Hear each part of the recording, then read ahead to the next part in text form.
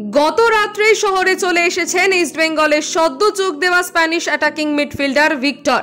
আজ থেকেই হয়তো অনুশীলনে যোগ দেবেন তিনি। আগামী 10 তারিখ নর্থ ইস্ট ইউনাইটেডের বিরুদ্ধে অ্যাওয়ে ম্যাচে নামছে লাল হলুদ বাহিনী।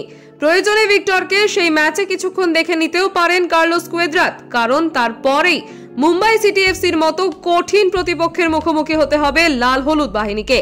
সাউল ক্রেসপোর চোটের জায়গায় আজ এমআরআই হবে, তারপরেই বোঝা যাবে কবে তিনি মাঠে নামতে পারবেন। তবে স্বস্তির খবর, নওরেম মাহেশ সুস্থ এবং তিনি নর্থ ইস্ট ম্যাচে খেলবেন। তবে আরও এক দুঃসংবাদ অপেক্ষা করছে লাল হলুদ সমর্থকদের জন্য।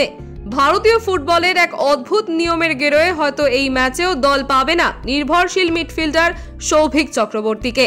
ডার্বি ম্যাচে তিনি খেলতে পারেননি আইএসএল এর বিরতি পর্বের আগেই 4টি হলুদ কার্ড থাকায় এবার নর্থ ইস্ট ম্যাচ তার খেলা হবে না হয়তো সুপার কাপ ফাইনালে লাল কার্ড থাকায়।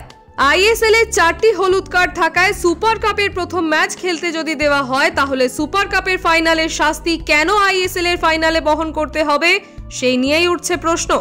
লাল হলুদ ম্যানেজমেন্টও এই বিষয়ে অন্ধকারে, তারাও বুঝে উঠতে পারছেন না এই নিয়ম।